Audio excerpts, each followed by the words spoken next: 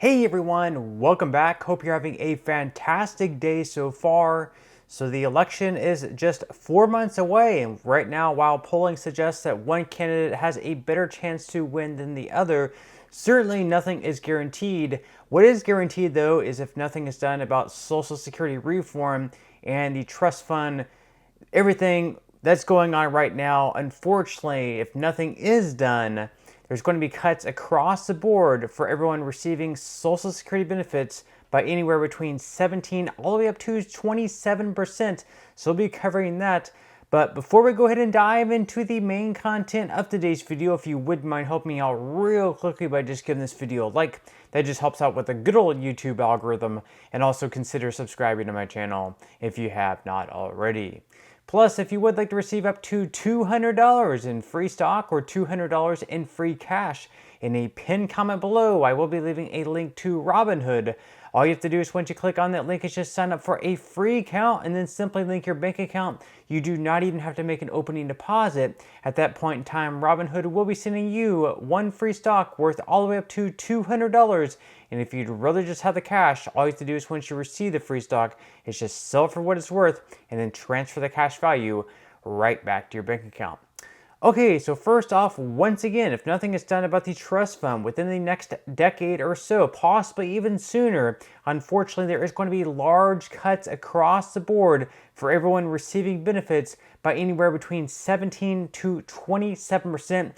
This is from numerous reports from the Congressional Budget Office to the Social Security trustees, among other experts who put out these reports.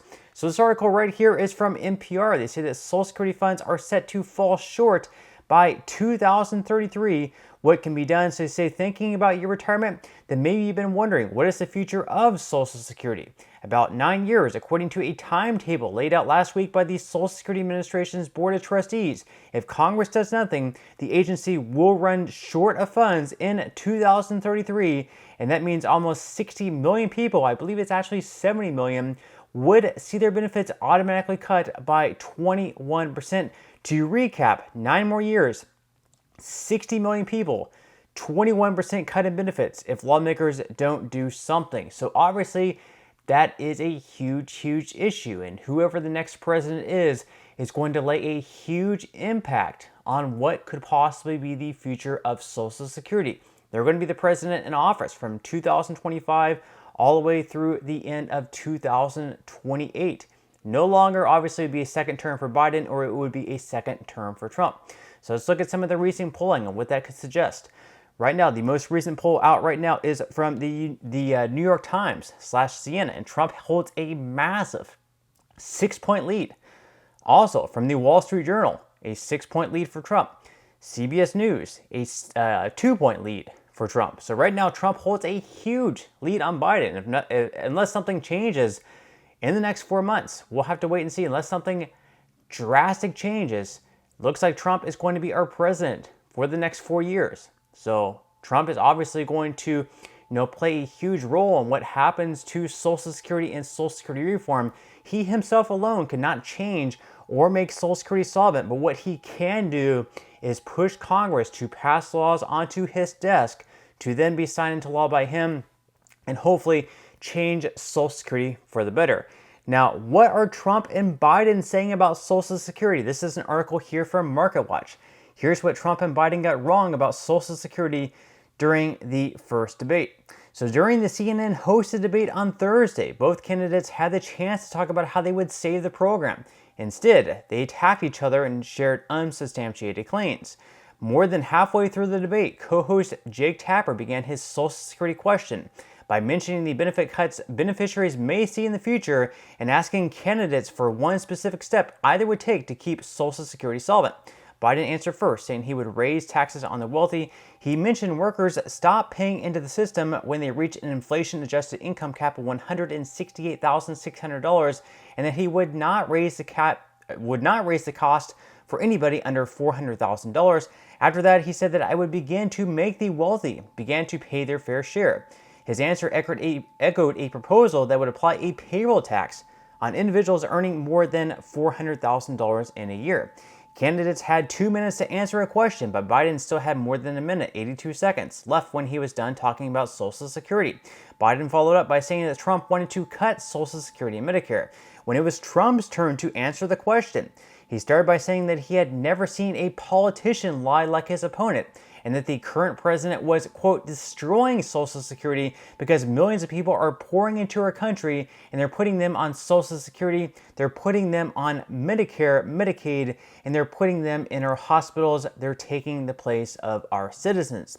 Trump did not comment on Biden saying that he intends to cut Social Security benefits. Though he fought those claims in the past, Trump's campaign has shared little information on what he would do about Social Security during the lead up to the 2024 election. During his campaign in 2016, Trump said he would not cut the programs, but during his presidency in 2019, he proposed a budget that would slash funding to social insurance programs, including Medicare, Medicaid, and Social Security.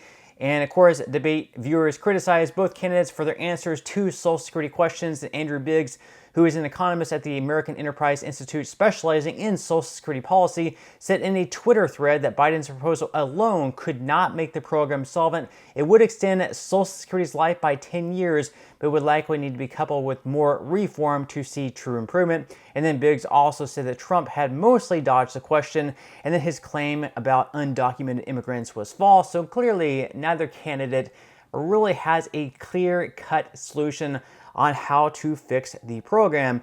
But let's say that if Trump does come into office, if he is elected, there's a lot of things that he can do. He can really put his footprint on a lot of things as far as immigration goes, the economy, crime, but also Social Security. If he can make the program solvent for, let's say, the next 75 to 100 years, make the program better, increase benefits for millions of Americans now and in the future, he can really, put his name in the history books. But we will have to wait and see.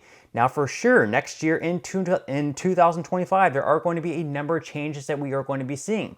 So this is an article here right from the Motley Fool, 6 Social Security changes that you can expect in 2025. So we're going to start with the first one. That is that the Social Security's cost of living adjustment should modestly increase benefits. So each and every year there of course is a cost of living adjustment. That's where you receive a modest increase just to keep up with inflation.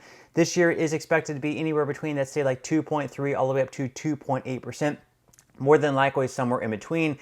That is going to be announced in the middle of October. So we still have, a few more months until we know what the cost of living adjustment for 2025 is going to be. And then you're going to be receiving that increase in January of 2025.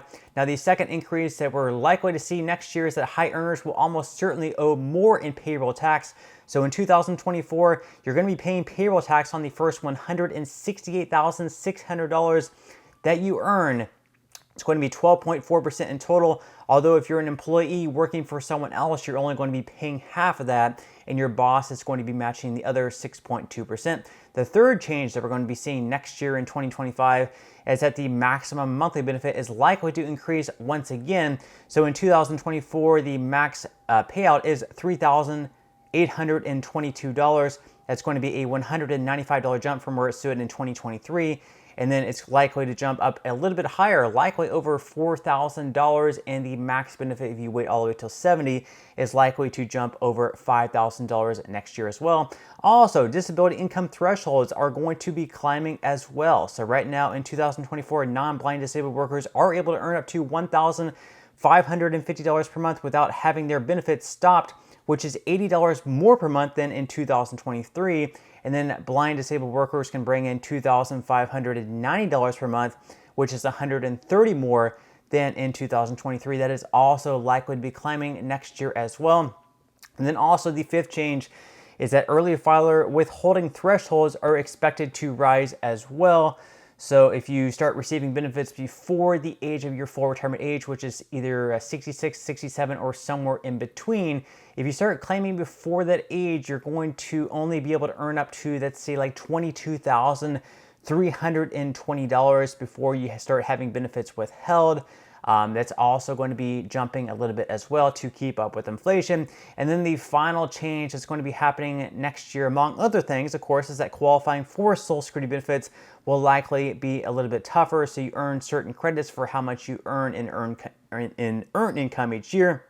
So for 2024, one work credit equated to $1,730 in earned income. Thus, if you generate $6,920 in wages and salary this year, you'll have earned the maximum that's also going to be increasing. So it's going to be a little bit more difficult to earn the credits if you're still working in your working years and you're trying to qualify for Social Security benefits later down the line. Still not exactly high income, but it is going to be a little bit more difficult than it was in this year. But that's all we have for today's video. I certainly hope that you enjoyed and found value out of it. If you did, again, I would greatly appreciate it if you could give this video a like. Consider subscribing to my channel if you have not already, and I will see you in the next video.